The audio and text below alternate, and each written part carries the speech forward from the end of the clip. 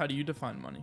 Well, money is technological advancement of medium of exchange and store of value. Back in the day, the first interactions of money was bartering. You would have cows, I would have pigeons, but it was an unscalable model, right? Because I would have to find somebody that actually wanted pigeons in order to buy my goods. We introduced the next technological advancement of commerce, which was coinage. It was the first time in history where people could actually save something that wouldn't die or wouldn't rot. And I could exchange it for fair value and you would accept it. So there was a medium of exchange. We agreed upon something. We agreed upon a store of value and it was easy to handle. That's money. Then we realized, hey, you know what? We're gonna have to mine more gold in order to grow societies, or mine more precious silver, or we're gonna have to go pillage another empire and take all of their gold. But now we have a lot of gold. We have big gold reserves, big treasuries. So we can't be moving all of this at all times. It's a big liability. Introducing the next facet of technological advancement of how people transact and how people save money, paper money. So in the California Gold Rush, 1848 rolls around, two dudes walk in, to California, one with the last name Wells, one with the last name Fargo. And they say, hey, you know what? We'll hold on to your gold deposits, and we'll give you paper receipts in return. Wells Fargo, $10 trillion assets under management, 150 years later. Then 1971 rolls around and they say, hey, this paper units that used to denominate the amount of gold storage that you have, print as much money as you want. Next advancement of technological revolution, credit creation and fiat. Was it positive? Was it negative? Well, debatable. Depends on who you are. If you're the printer, you're chilling. If you're being printed on, you're fucked. It's been the most profitable period in history for crazy. Banks, investment funds. Absolutely. In businesses, countries, all together, there's positives and negatives, but the gap is insane. The next technological advancement of money, Bitcoin. Going back to peer-to-peer transactions. Remember, Bitcoin might be psyoped and co-opted because Bitcoin's, what's the title of Satoshi Nakamoto's white paper? Peer-to-peer electronic transactions, not store of value. Bitcoin wasn't created to be a store of value. It was created to be a medium of exchange. Today, Bitcoin doesn't serve its primal function, which is to be a medium of exchange, but it was created that way. It was created to be a replacement for transacting with banks. This next advancement of technological revolution. It's the digital version of coinage. All the best properties of digital coinage of physical gold and coinage in a digital format. I think since it was created, the situation regarding fiat has significantly worsened. Like in the last 3 years, we've seen the money supply double because it's a debt spiral. It's like a death loop. There's no going back. You can't.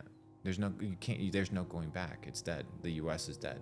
You can't save it. How do you save it? How do you save 30? What the fuck is $40 trillion in debt? Explain that to me. Raise taxes. But once again, taxes are an illusion that you're funding the government when the government prints money to fund itself. Taxes are crazy. I mean, this is another discussion, but taxes are crazy. You get taxed on your income, then you invest your money, right? So you invest in stocks, real estate, then you get taxed depending on what tax rate you're on the profits of those investments, and then when you die, they tax you again on the inheritance. So they tax you three times. Let's add to that. Make $1,000. Okay, perfect.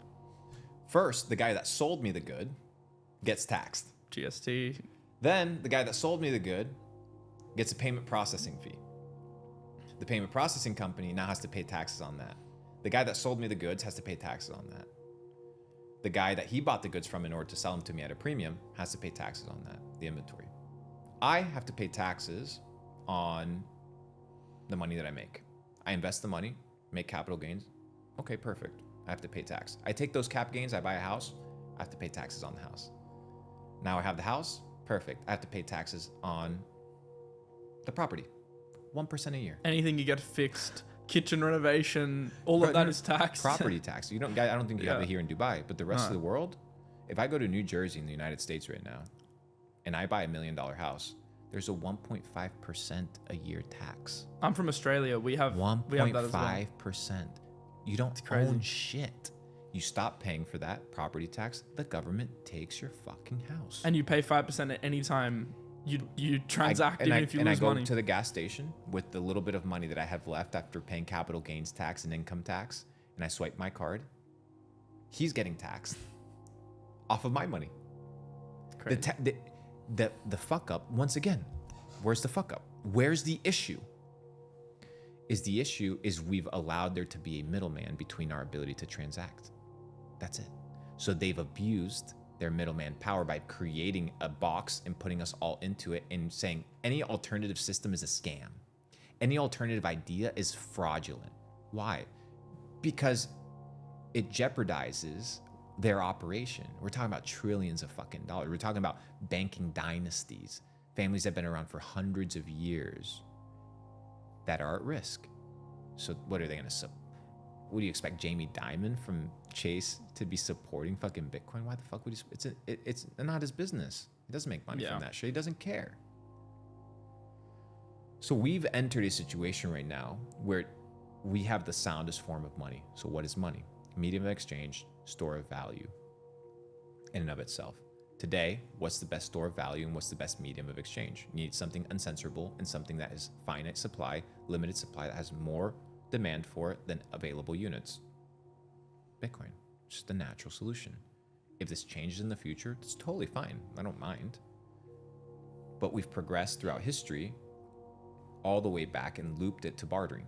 But we have a digital version of bartering now that says we don't need coinage that's centralized or issued by a king or that is validated by a king. Because remember, money needed to be authorized and validated in order for people to consider it valuable. The dollar is backed by what?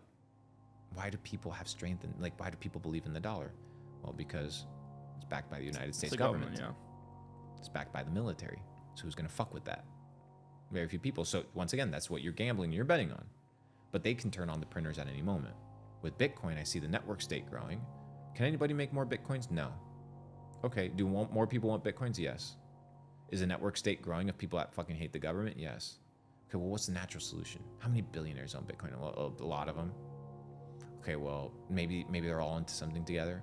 Maybe the conversation that they're having at Silicon Valley regarding the future of AI, regarding the future of censorship, regarding biometric scanning of your face in order to access the internet, in order to fucking send a payment on WeChat, WePay. What happens if you become a political dissident?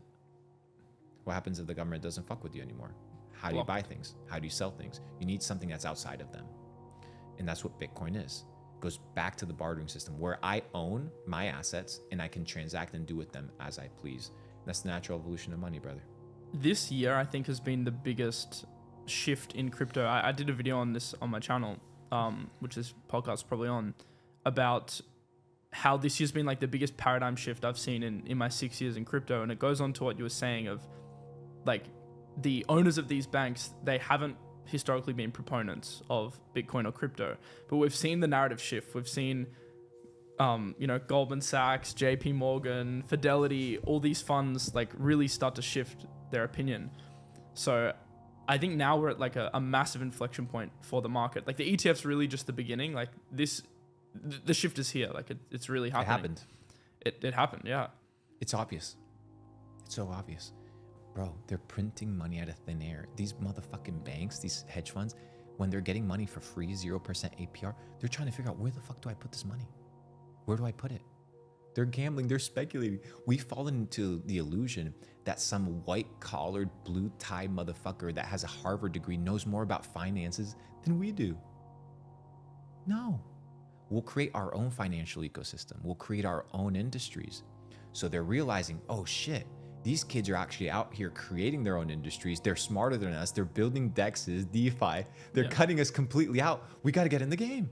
Yeah. And then they're like, okay, well, we make money off of fees. BlackRock, Vanguard.